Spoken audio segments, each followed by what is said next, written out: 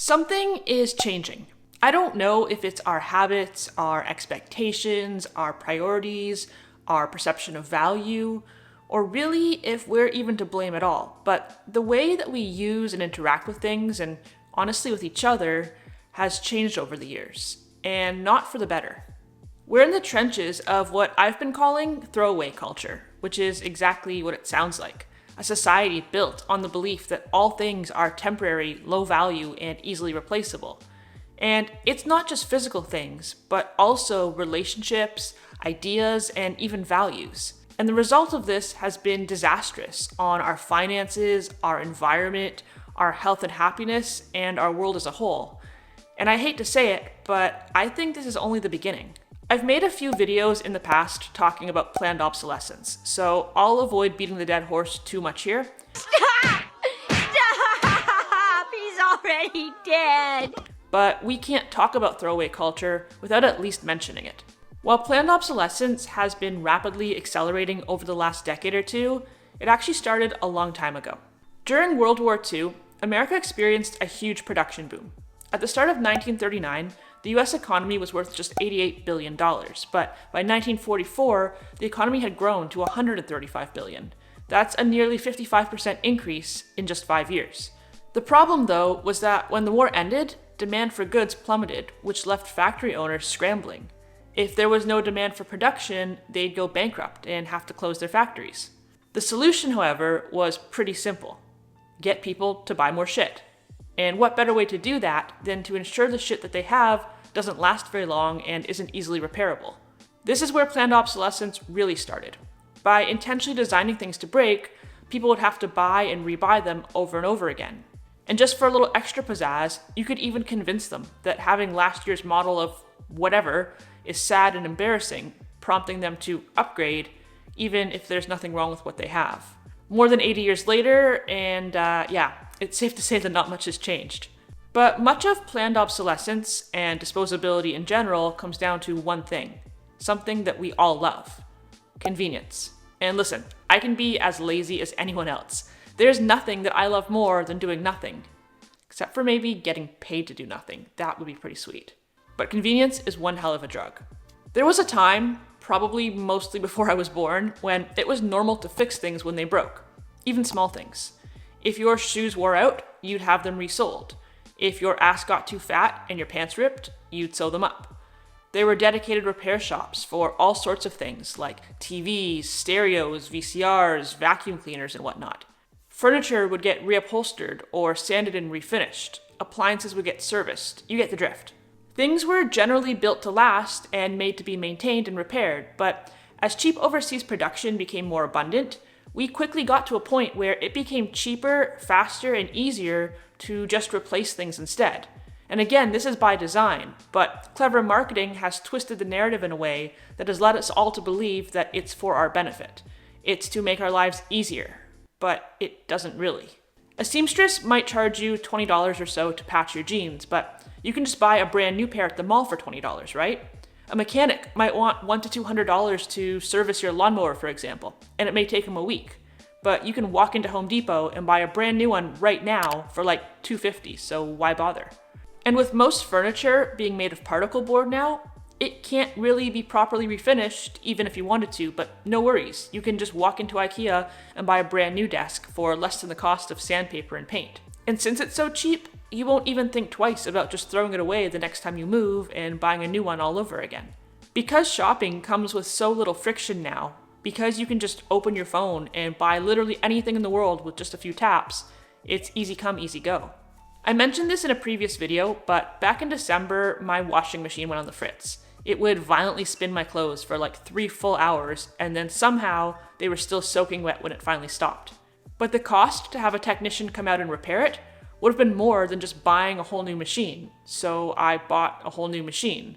The old one presumably ended up in a landfill, which sucks, but that's kind of just how things are now. With so many things being built to break and made to just be constantly replaced, doing anything you can to maintain your stuff and keep it running longer just makes sense. And one of the best tools around to help you do just that is today's sponsor, Clean My Mac. I use my Mac for everything. My entire life is on here, but Macs aren't cheap, so I try to do whatever possible to not only keep this thing running fast, but to make it last as long as possible, because the last thing I want to do is to have to shell out thousands of dollars on a new one every few years. Clean My Mac is the ultimate solution to keep your Mac running like new and save you money. It scans your Mac for clutter that bogs it down and removes unnecessary things like system cache, development junk, malware, and duplicate files that eat up storage space, cause your Mac to overheat, and drain its battery life. And with the new cloud cleanup feature, Clean My Mac can also optimize your iCloud, OneDrive, or Google Drive to clear up space and keep things organized and properly synced. Clean My Mac was featured on the 2025 Mac App Store shortlist for 25 best apps, and it's for good reason. Not only does it speed your Mac up, but it keeps serious money in your pocket. If you use a Mac, you need Clean My Mac. It's a no-brainer. Click the link below to get started with a free 7-day trial of Clean My Mac and use my code Nicole for 20% off. Obviously, the environmental impact of throwaway culture is a huge problem. There's now more plastic in the ocean than ocean in the ocean. The air we breathe is polluted with toxic chemicals, and we all have microplastics in our bodies which screw with our endocrine systems and probably cause cancer. We have so much trash that we've literally run out of room at the landfills, and now we pay third world countries to take our garbage, which is a whole nother level of shitty because it doesn't actually do anything to solve the problem, it just dumps it on poor people. America, fuck yeah! Fast fashion alone produces 92 million tons of textile waste annually, most of which is polyester or other synthetic fabrics that will still be here centuries after you're gone, and your kids, and your grandkids, and probably their grandkids. Then there's e-waste from things like computers, TVs, phones, and other electronics that seep heavy metals and toxins into our soil and water, which then gets into the food that we eat. And all of this shit gets packaged in reams of plastic and shipped around the world, creating even more trash and even more pollution, only to quickly become trash itself in just a few years. But beyond all of that, I think the part of this that tends to go unacknowledged is the way that throwaway culture changes our brain chemistry and the way that we assess value and see the world. Maybe it's because of all the microplastics in our brains. If everything is replaceable, then nothing really matters. We're less invested in things, we have less appreciation for them, less incentive to take care of them, and we get less enjoyment and value out of them. And in the long run, constantly replacing things every few months or few years actually costs us a lot more money too. Like, even affordable purchases become a money pit when they're constantly being bought and rebought. Then of course, there's hedonic adaptation, sometimes called the hedonic treadmill. Getting new things feels good, it's fun. I think we've all been in a situation where we're planning to buy something and we get ourselves all hyped up about it.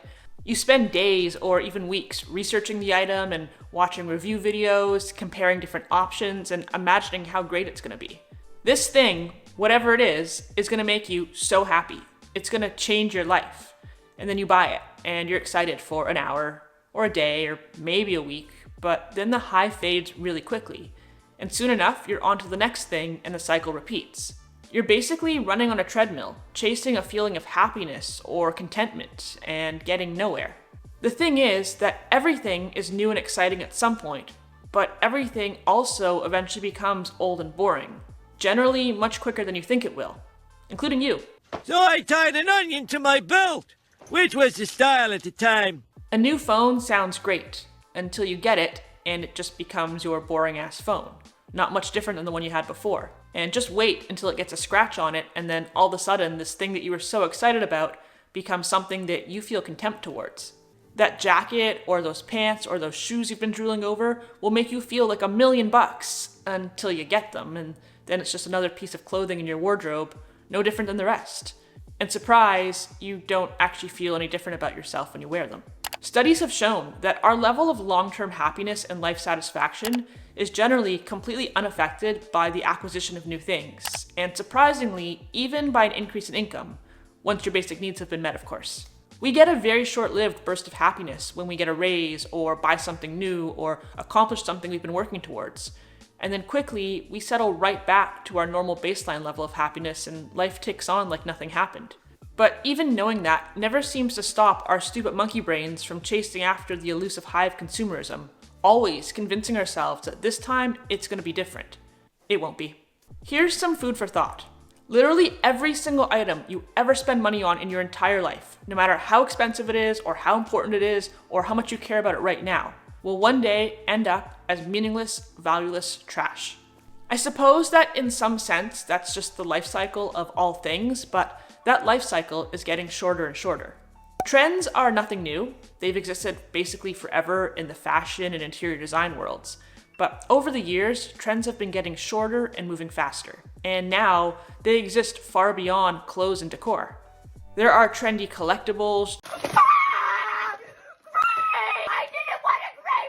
trendy makeup, trendy food, even trendy pets, which is really sad. All sorts of things that are a must-have today, but will be completely forgotten about in 6 months, or 6 weeks, or even 6 days. With clothing and decor in particular, we now live in a bubble of microtrends, where instead of something being in style for a couple of years, what's in changes on literally a week-to-week basis. Colors, styles, aesthetics. It's now common for clothing stores to get a new inventory every single day, so you always feel like what you have is dated, and there's always something new to buy. And in the last 10 years alone, we've seen interior design trends cycle through, let's think about this for a second, modern farmhouse, industrial, minimalism, mid-century modern, Scandi, Japandi, organic minimalism, maximalism, and now vintage. I'm exhausted just listing them all. But with each new wave comes a sense of urgency to update your space and buy all new everything so that no one thinks you're a pavo with no taste. It's gotten so out of hand that there are people who will begin a renovation project only to find that by the time it's completed a few months later, everything they've done is outdated, which is crazy.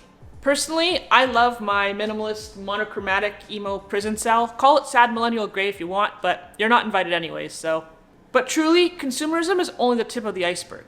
When I said that throwaway culture affects the way we interact with each other, I meant it. In a world that runs on short-term dopamine highs and seemingly rewards a lack of emotional investment in anything, we don't just throw away sunken-in couches and burnt-out air fryers. We throw away our relationships with each other. And I think there's no clearer example of this than dating apps. Just like how Amazon and Temu give us the ability to order any item we want on demand with our phones, dating apps give us the ability to connect with new people with just as little effort. And just as easily as we can toss something in the trash and order a new one in seconds, we can do the same thing with other humans.